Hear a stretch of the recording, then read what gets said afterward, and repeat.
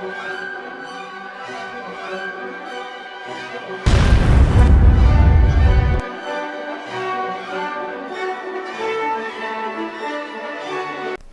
everybody. So this is officially the first one of these I've ever made.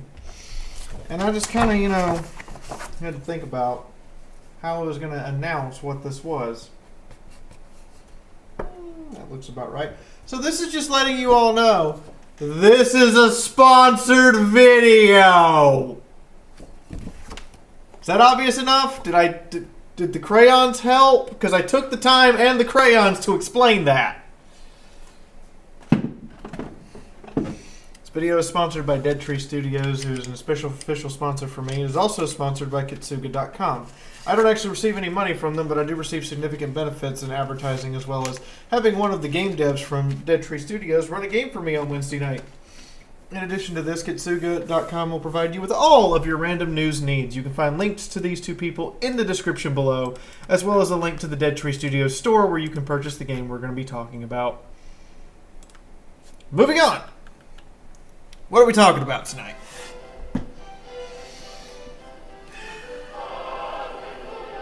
Fallout Equestria, pen and paper, core rulebook, with a Wasteland survival guide. Just to illustrate how thick this is, here's chapstick. Look at that. 400 plus pages. Which seems really fucking intimidating. I'm just going to be honest. If I saw this sitting on a shelf, first off, I would see Wasteland Survival Guide. I'd be like, cool, Fallout! And then I'd be like, wait, Equestria, what, dude? But let's get started, shall we? So I'm going to be taking manual control of my camera while I'm talking. And it's going to be moving around a little bit, and you guys are just going to have to get used to that. First thing we want to talk about is character creation. Making a pony in the Wasteland. So this is a 10-sided die and percentile die system, as you can see right there, and there are loads of pages, information on making characters. All sorts of stuff. Pegasi, earth ponies, griffins, a unicorn, zebra, dragon, you name it, it's there. The whole point here being, of course, as I move the camera around in a very haphazardly unprofessional fashion, because who said we were doing anything super professional around here? Is let's talk. Now, throughout the character creation guide, the biggest issue I have with any of it is that the formulas for things are located in the back of the book. The back. I would have put this up front.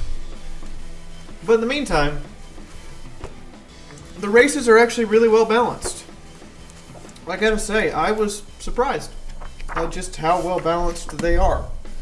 And are incredibly well done.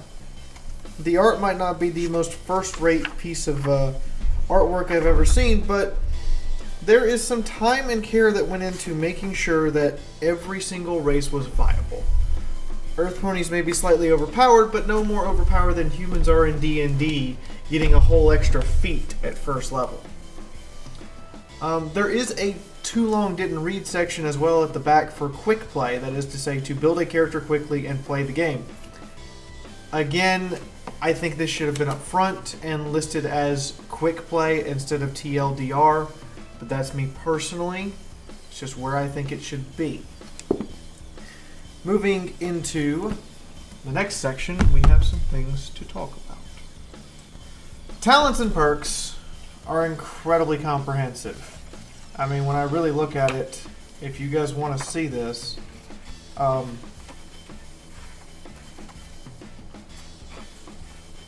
talents and perks is like this much of the damn book. An eighth of the book is devoted to talents and perks. No two characters, no matter how you build them, are even going to be remotely the same once you get into talents and perks. Two birth ponies are going to be drastically different. Two Doesn't matter. You should almost never end up with characters that are the same unless you took the exact same skills, specials, and talents and perks to make the exact same character. There's just no way you would achieve the same character. It's just not going to happen. And that makes it really cool. There is no right way to build a character either. There's no wrong way. Well, there can be wrong ways. You can end up, having a high explosive skill and trying to use a gun. But the point being, as far as your perks, talents, traits, and your character's background is concerned, you should always end up with a different character. Always. It also provides, the talents and perk system also provides a bigger meaning from playing from level 1 through a campaign because of the ability to generate what are referred to as GM, quest, and story perks and traits. These are things that happen because you did something amazing.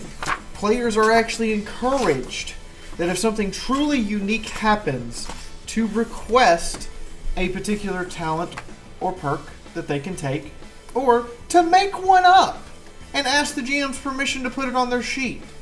And GMs are encouraged to, modify these, make them balanced, and let them. And that's kind of cool. It means that for stuff that's not covered here, for unique situations that happen at the table, players can get a reward.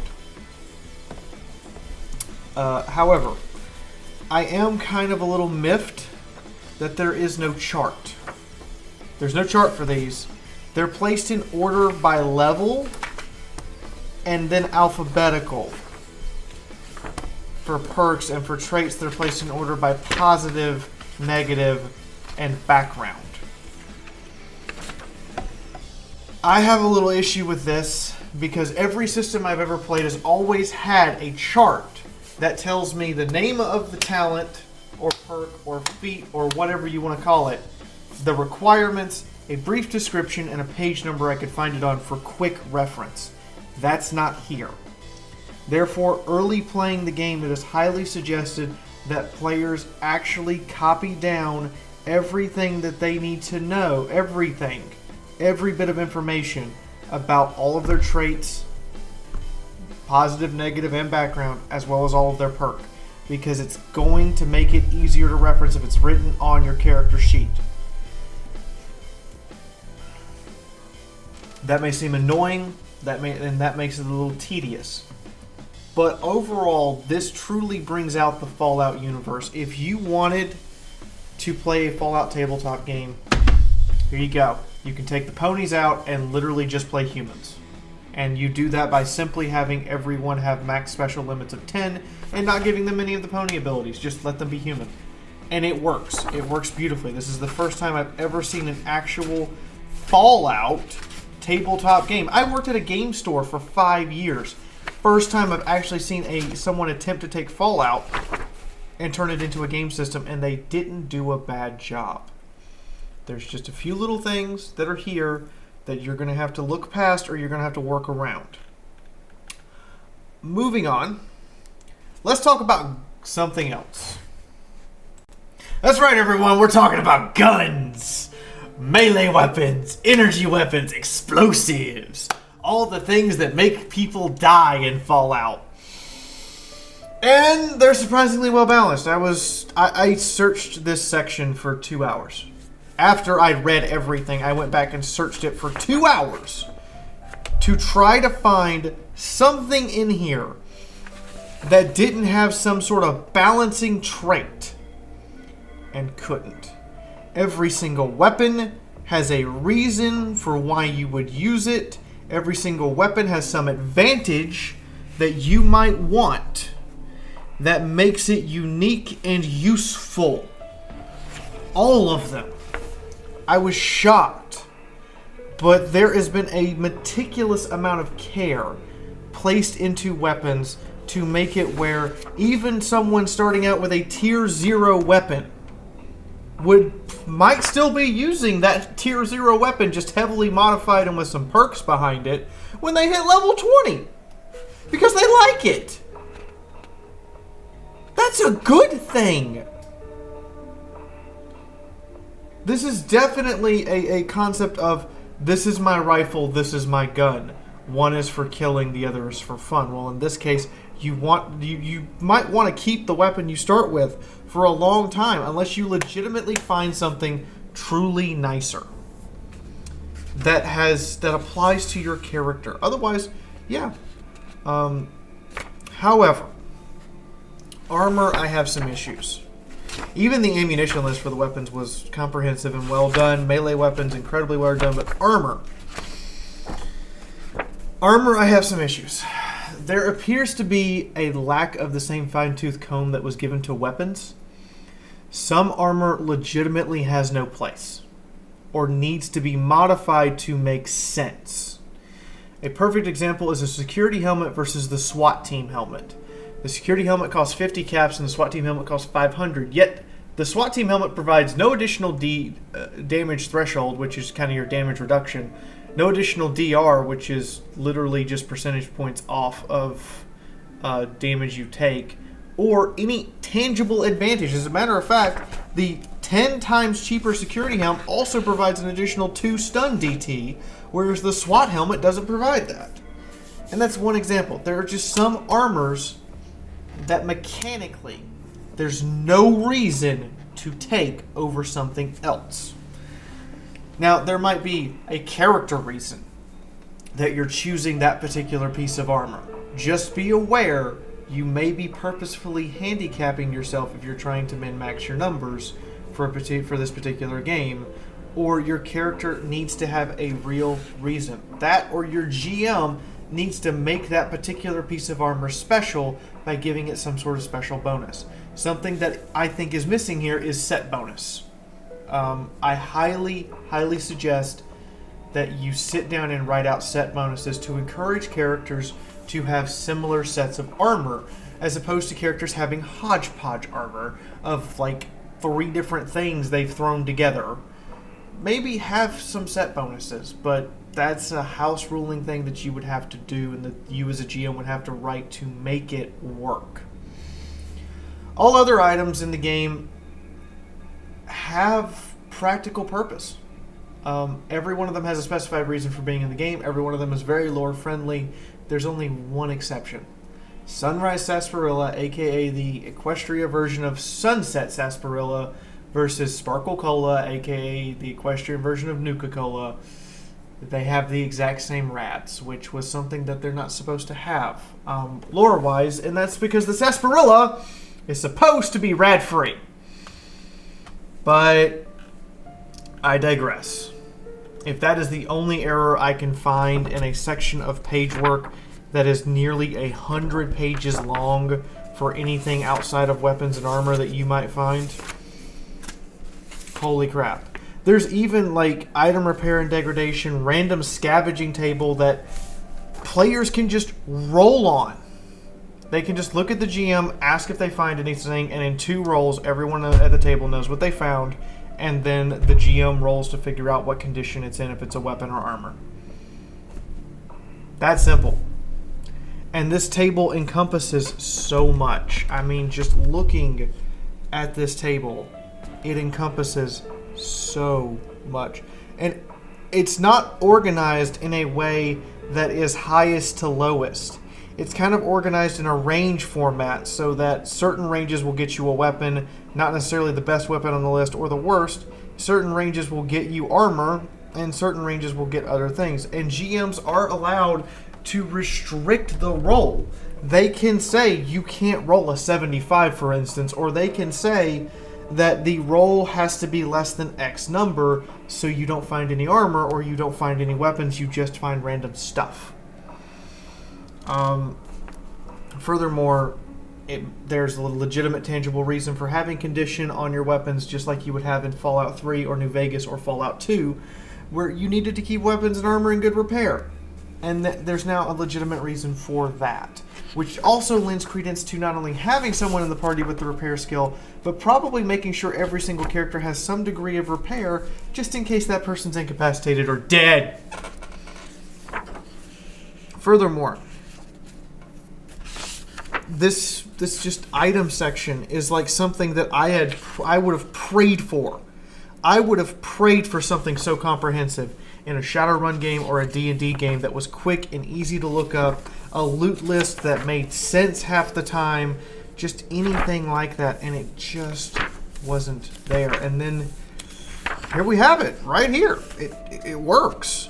It's quick, it's easy. I mean, you can literally just take this table and print it and make a photocopy of it and pass it out to each player, and they say they go scavenging, and you tell them, okay, you need to roll, and then if you want to do it that way, or you can take this table and make it a custom table and replace items on it here and there for your individual setting. It is really nice in that aspect. Combat. But now we have to talk about the primary thing that this book has to explain, and that's how you fight.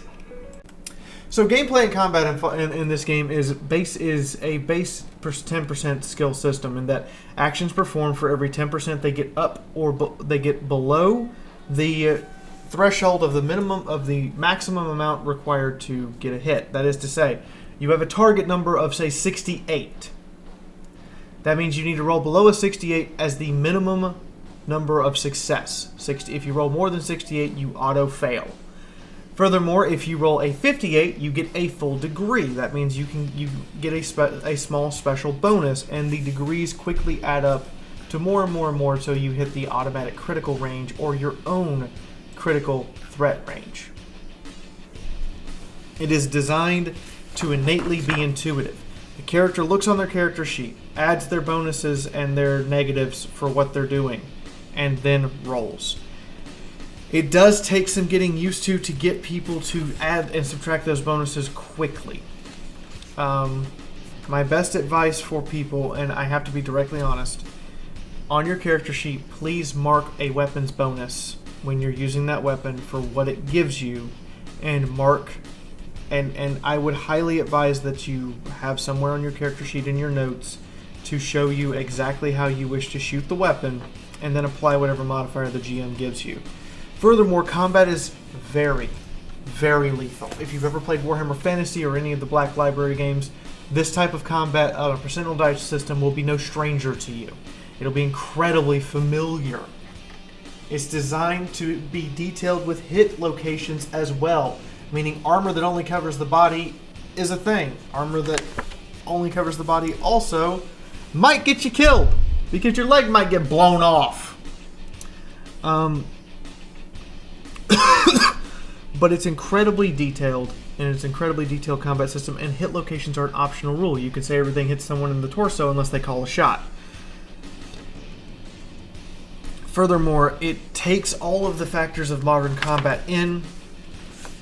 So a trained soldier winds up with about a skill of 45, and a veteran soldier can wind up with about a skill of 75 base, and then adds all of the modifiers from equipment to aiming to the opponent's defensive abilities, all of it together to find out how hard it is to hit them. It does take practice. People are going to have to sit down and go through their stuff. That means that they need to probably write in what their bonus is, and then you give them any special modifier and they roll. This works incredibly well and is very well designed, but I would not recommend it for someone who is literally fresh out of the box, unless people are willing to do a lot of hand-holding. The martial arts make sense. The special abilities they give make sense. It's not necessarily special abilities as in you have some unique new perk, so much as you get a bonus to damage and you get a bonus to hit, and then you get other bonuses such as a reduction in addiction chance, or a higher ability to sneak, or more damage in what you throw out, or a reduction in people's ability to hit you. It's nothing that's outlandish and makes it hard to interpret. It's nothing that has interaction problems. It's all designed around a basic core system of skills that you are using and that your martial art is modifying. I approve of this. It makes sense. It makes martial arts make sense. The fuck? Somebody had to sit down and realize that this is how you should do a martial arts system. Same thing with healing. Healing makes sense. Healing is hard to do in the Wasteland. Healing with magic using a unicorn is stressful and strainful and not something you can just abuse. Players have to realize out the gate that this is Fallout. Characters will die. You have to so your players have to understand they might have this awesome character concept with this wonderful backstory and everything, and it dies the first session. And that is something that's very hard for players to get through players' heads, that they are playing in a world that doesn't care. Players who use tactics, players who use caution, players who smartly pick their perks for their character and smartly ally their skills so that the party itself can cover every conceivable event as well as have the ability to access certain things are going to benefit a lot more and get a lot more out of the system than people who are just trying to be murder hobos who run out in the open with the biggest gun and the most armor they can fit and then watch themselves get shot to shit and fall over dead. Murder hobos in this game are like raiders in Fallout. They die a lot.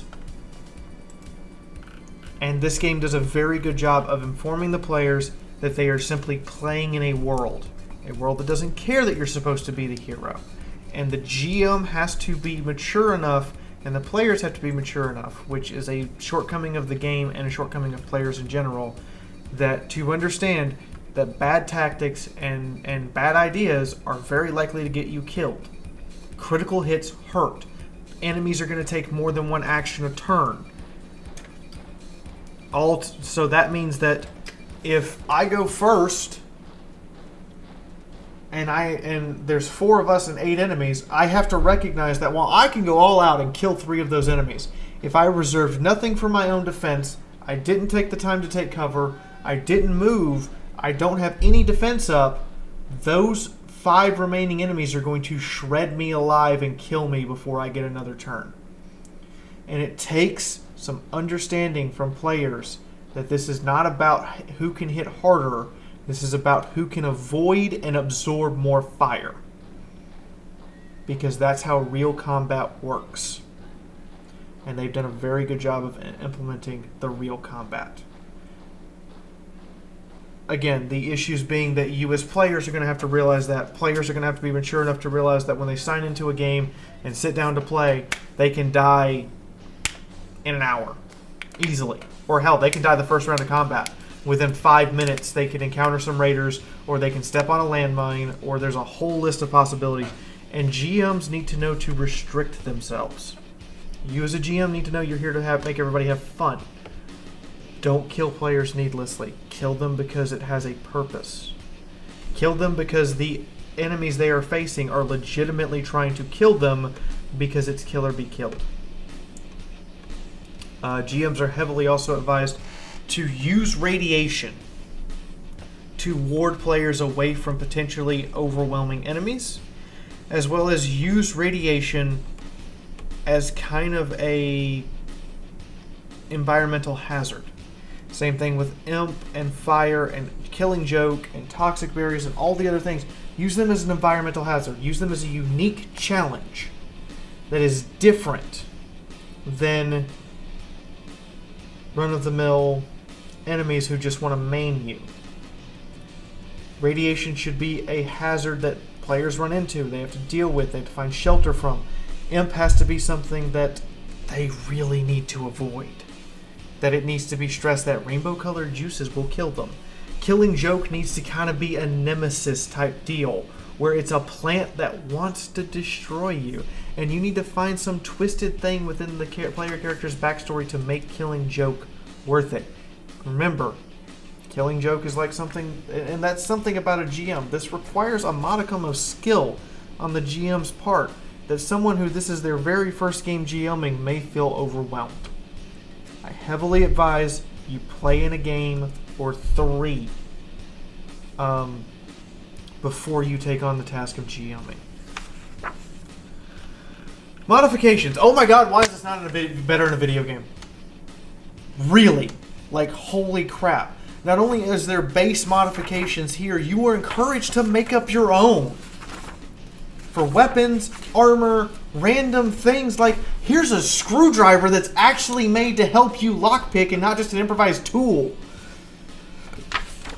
Like, holy crap. There is a whole invention system in this book for GMs and players to create really awesome shit. And you're encouraged to do it. It definitely replaces the idea of the D&D crafting system where you're making +1 weapons and +1 armor, and instead you're sitting down trying to figure out something you can add to your gun to make it better and justify that to the GM. This is truly the thinking man section of the game. If you truly want to make your character awesome, if you want to have an epic legendary weapon, this is it. Right here in this crafting craziness is you turning your little revolver into a death-spewing hand cannon. And that's the honest truth. It even says, these are examples of inventions. Please remember that players and GMs are encouraged to make up additional inventions and then share them with other games. There is an encouragement here to communicate with other games about what you create, for them to take what's useful and leave what's not. Same thing goes for the alchemy and chemistry section. There's this huge encouragement to make up your own shit. That's kind of cool. I've never had a game just approach me and go, make it here. Here's what we made. Make up some more stuff that's kind of cool. Okay. Just something to factor in. Cybernetics and implants, I'm really indifferent to, though. When we get to this section of the book, I'm just kind of... I'm not feeling it. I'm really honestly not feeling it. Most games won't have this at all. I mean, these are really complicated. These are supposed to be really rare. It requires a very unique set of skills to even put this stuff in. A very unique set of skills to even put it in. And if characters are not built for that, they have to find someone to do it for them.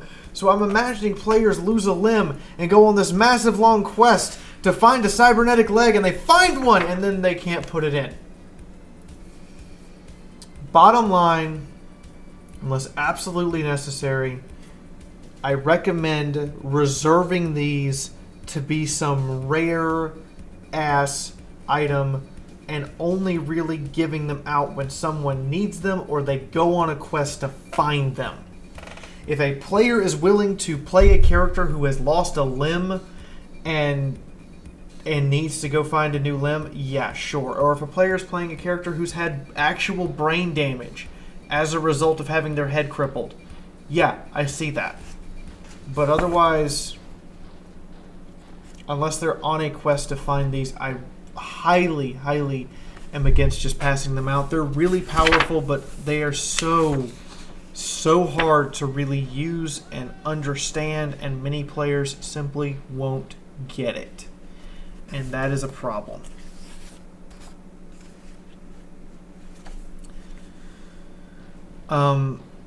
So yeah, that's what I got to say about it.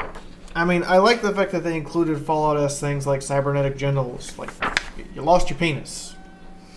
Why do you want this? How much is it worth to you? And healing talismans and things, but I'm really going to have to just discourage people from using this willy-nilly, because cybernetic implants are both powerful and valuable. Beyond valuable, as a matter of fact. Shamanism. I'm actually kind of impressed. It's a really good attempt at making your own religious system using exclusively unnamed spirits. However, the problem I have with it, and the only problem I have with it, is there is no template to build new spirits. You're just assumed that whatever spirit you're wanting to use, you're going to have to label it as something of the spirits listed. I really honestly think there should be some template, supplement, or some addition to this to help you build your own. Because while this covers cruelty, discord, emptiness, fear, friendship, generosity, I mean, it's a long list of spirits. And it covers all of their abilities very, very well. Give you an example here. I mean, it does cover them pretty damn well.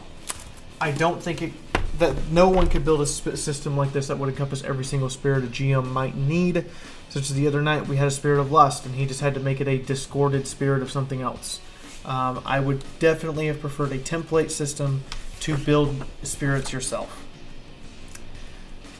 Arcane and Flight Magic, I realize that not every character is ever going to use this. There is the potential that you could get a magical zapping as a griffin, or you could get wings as an earth pony, but for the most part, most players are not going to touch this. However, for those who do, I do have some reservations, and I really hope that they are addressed with the later books. For a start, Pegasus tricks get kind of short. Particularly Expert and Wonderbolt tricks. There are a grand total of 4 Expert tricks and 2 Wonderbolt tricks even mentioned. And the Wonderbolt tricks are 2 different versions of the Sonic Rainbow. I got a little problem with that. There needs to be more tricks, and they need to be a little more imaginative. Arcane Magic, though, there's just not enough. Period. I mean, every spell serves a function. There's not even a single type. This is the first time I've ever had a magic section in a book. And I own hundreds of books on that wall over there. This is the first time I've ever had a magical section in a book where there's no typos. Not one. Couldn't find one formula that didn't make sense. I congratulate them on that. But players have to accept 2 things. Either one, they're all going to be sorcerers with a little advanced training. No one's going to be that true utility belt wizard that just pulls shit out and people are like, what? It's just not going to happen. The time that it says it takes to create spells is a bit high, and on top of that, there are just not enough spells in each school of magic to truly warrant what you would call the super versatile Swiss knife. You're going to be lacking in some areas of magic no matter what you do. You're going to have to spend...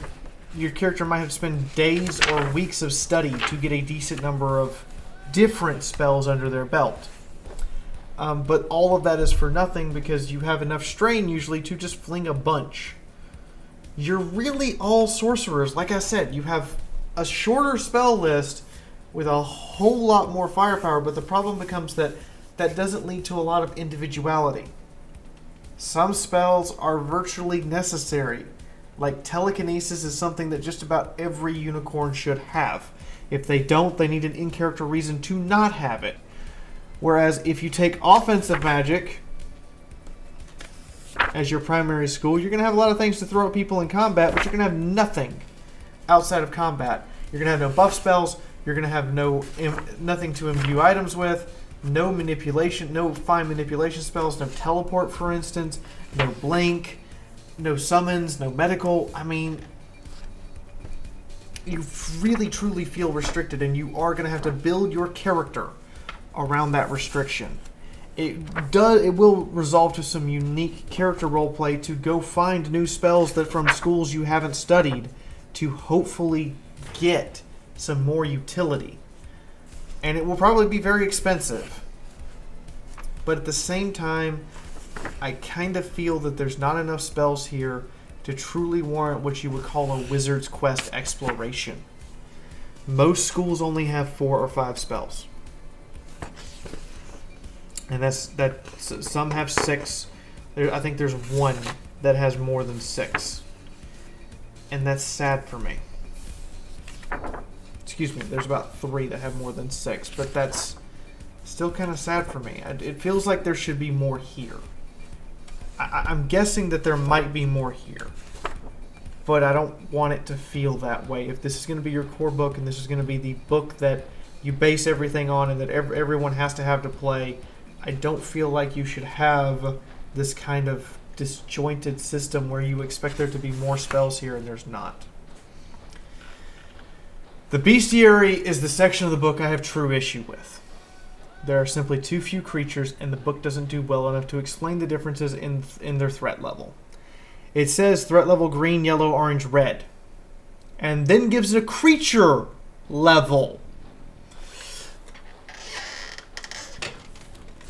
It is unclear to me as a GM, for instance, if a yellow threat level 2 Raider and a green threat level 5 Mr. Hoovesy, which one is more threatening?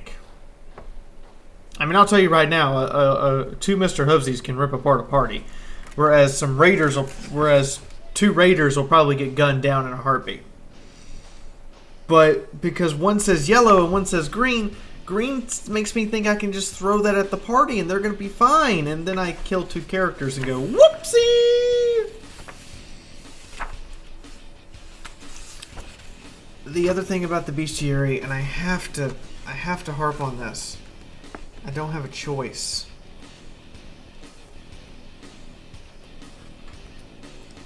It's disappointing. So some creatures take up an entire page, and it's only 19 pages.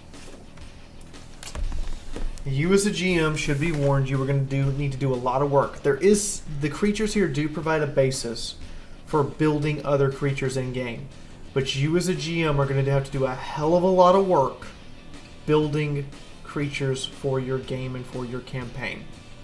I highly suggest asking the devs for additional creatures, maybe even a module to run, but be warned, you are going to have to do a lot of building. You're going to have to do a lot of manual filling out here, particularly like when players get to higher level. I don't have a higher level Raider, I have to go make a higher level Raider and then figure out how much he's worth for XP.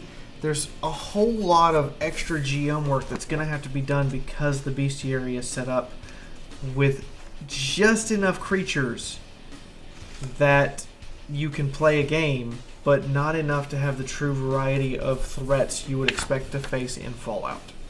And I'm saddened by this, and I think that they should have gone. I think there should have been another 50 pages of this Bestiary in here. That's me personally.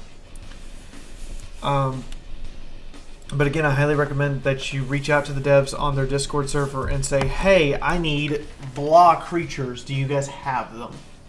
Like, I need a level 5 I need a level 5 Raider band, or I need a level 12 band of Steel Rangers recruits. It's just something there that irritates me that we're going to have to work on.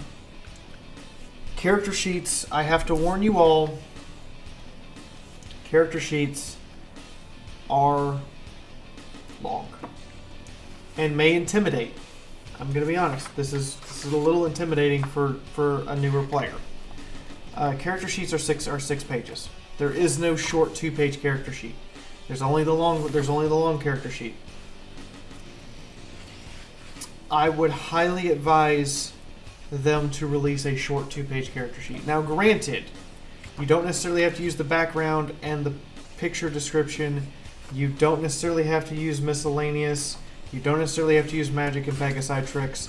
But on the surface, this is a 6-page character sheet. In reality, if you don't need it, and you don't use it, that's fine. You can reduce this to a 3-page sheet. I would personally prefer if we could reduce this to a 2-page version. A too long didn't read version of the character sheet, if you will. But if you're willing to handhold newbies, it's not that bad. It's actually pretty good. It's a very well done, comprehensive system, and the system works.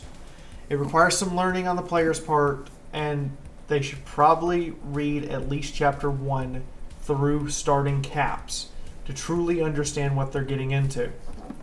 I also highly recommend they read all of the gameplay section. It's not a very long section. The gameplay section for this game is only 40 pages. No, not even that. It's 25 pages to get through all of the gameplay sections so they understand everything they can do in combat, everything they can do with their skills, everything that they can do with particular perks or that their characters can do with movement, etc. So that they actually understand the system. And asking a player to read a grand total of, I think, maybe 60? Yeah, asking a player to read a grand total of 85 pages to play a tabletop game that has a 500-page book. I'm sorry, I have BattleTech core rulebooks that are thicker than this shit. And I had to read the whole damn thing to play the game. The amount of pages you have to read in the player's handbook to create a D&D character is longer than the 85 pages you virtually should have to read to play this game. But it will require a few sessions for players to get used to the actions they can take, the movements they can take for combat. Combat may drag on for a little bit. It is highly advised that GMs ramp up combat, particularly for a new group of players. That is to say, first thing they run into is a couple of raiders who are down on their luck, or a group of rad roaches, something easy to deal with that could be threatening. And then ramp up combat to grand epic scales where you're fighting 20, 30 Enclave soldiers. It's also recommended that GMs recognize that when they build enemies, the players are going to get their equipment when they die. That's how this game is built and set up. You cannot have the players attacked with something in this book, regardless of what it is, and you cannot have them having to shoot at armor and not realize that if they kill the target, they're gonna scavenge the body. That's a truth. That's how this is designed for balance purposes. Players get rewarded for scavenging the body, and it's just as important to remember that tier 3 and 4 items should be rare. You don't, unless you want a high-end, stupid, everyone dies cheaply type of game to go way stupid with cheap deaths and just have hundreds of people running around with rail guns and the players have their own full set of rail guns. Highly advised against that if you really want to get into the core and meat of the game and have fun. This is not a game for murder hobos. Period. While you can play this game as murder hobos, the game will not lend itself well to any murder hobos, and they will die repeatedly. In simplistic terms, overcoming obstacles should be something more directed than just using brute force. This is not Fallout 4, this is New Vegas. Rushing in with a big gun and a ton of armor still gets you killed. Players have to learn to take their time, have to learn to work their way around problems to figure out how to solve problems uniquely, and GMs have to learn to give them that option. Have to learn to give them that Fallout-esque option that they don't necessarily have to solve a problem by killing or shooting someone. They can solve a problem by talking their way out of it. They can solve a problem by flipping a computer switch and releasing the sleeping gas. They can solve a problem other ways than just using muscle and firepower, and it needs to be made clear and obvious to the players that that is not something they should always resort to first. In some cases it should be, but that has to be made very clear. And it also has to be made clear that combat is dangerous. Even PCs who were clad in power armor with the best perks in the world might die to a few lucky hits from a very, very large rad scorpion. This is a role-playing game, and character development is essential, both in and out of combat. Players' actions in combat need to have, for the game purposes, just like in New Vegas, your actions in combat need to have consequences. That means if you blow off the head of some ganger and he has a bunch of buddies, guess what? The GM can now throw that at you. Good GMs will be able to recognize it. Great GMs will be able to make this a Fallout game to remember.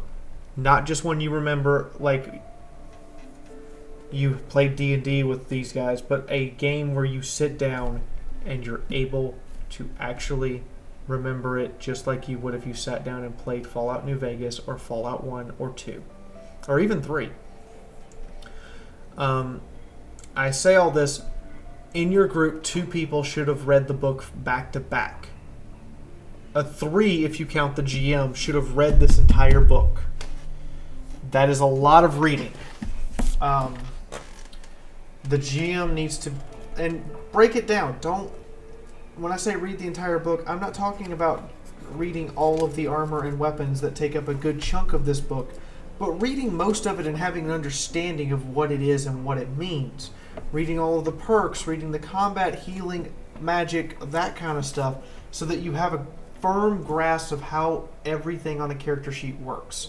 That's a lot of reading to do for a GM, but no more than he's expected to do if he wants to run a Dungeons & Dragons game using a Dungeons & Dragons Dungeon Master book.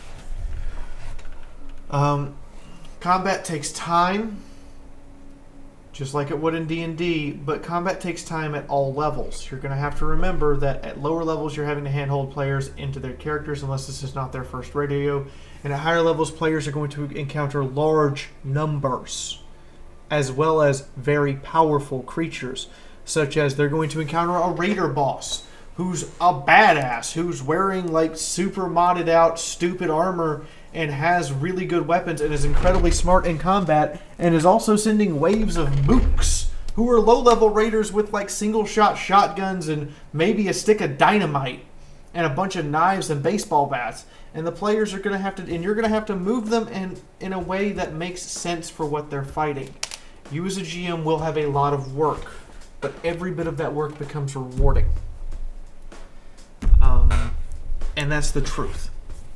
Now, all of that said, you now know all my issues with this system. You know everything about this game. I will be running a grab-and-go game or a pickup games on Saturday. You just simply have to send a character sheet to fiaurathetankgirl@gmail.com. 1 p.m. Eastern Standard Time to 6 p.m. Eastern Standard Time, maybe a little longer.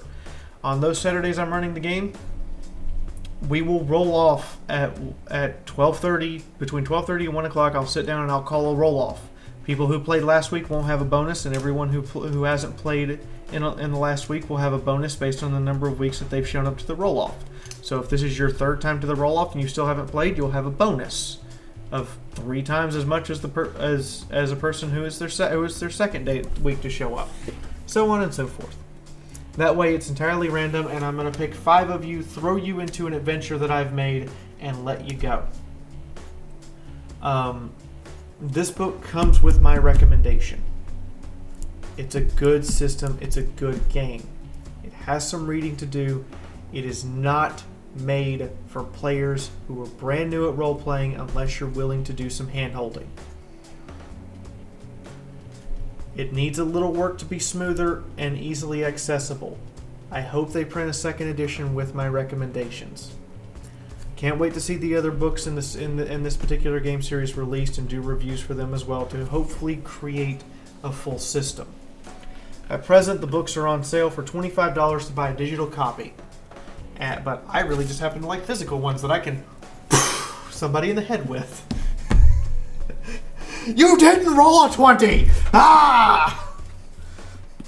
But it's a good system. It's really great that they based it on the Warhammer Fantasy Black Library D100 system and then expanded it outwards into something that's truly reflective of taking a very complex video game system and turning it into a living, breathing tabletop system that you can now have your favorite Fallout, or if you're playing it for what it's for, Fallout Equestria adventures on. In addition to this, if you would like to join or see the main game being run by the developers themselves, you can join us on Wednesday night at 9 p.m. Eastern Standard Time, and we run the game usually around till 2 or 3 in the morning Eastern Standard Time. If you want to, you can also look in the description below to find the FemFiction website. There you'll find the written version of the tabletop game we've been playing and turned into something kind of fun, to say the least. That much said, I would like to thank Project Dead Tree for this opportunity to do a review, for them providing their sponsorship. I know that I don't get paid any money, but they provide me with a lot of other things that's very nice and very useful of them. This is also sponsored by Kitsuka.com. They don't pay me any money, but by God, do they run my Discord server for me, and if without them, my Discord server would be fucking chaos. please go check out Kitsuga.com and Project Dead Tree. The Saturday game and the Wednesday game, as of the publishing of this video, require you to at minimum have purchased a digital copy, because by contract I'm not allowed to pass out copies of this game to players. They have to already own a copy and come up and show me proof of purchase to participate in the games. But I don't know that that's the rule on their Discord. People may be willing to not do that rule if they so wish. I would prefer that if you were going to play, you do support the company, and you do support, you know, them continuing development. According to them, if it does well enough, they are going to do a second edition instead of just moving on to their other games. Lastly, you can check out my previous review right here, and you can check me out on Patreon if you want to support the channel, because that's the only real monetary support I actually get is from you guys. In the meantime, hope you've all enjoyed this review, and I will see you all next time.